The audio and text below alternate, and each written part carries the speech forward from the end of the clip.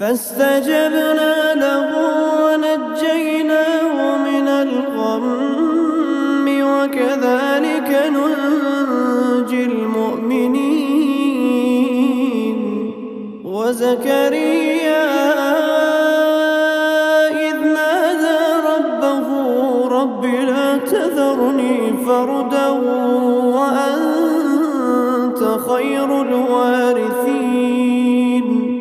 فاستجبنا له ووهبنا له يحيى وأصلحنا له زوجه إنهم كانوا يسارعون في الخيرات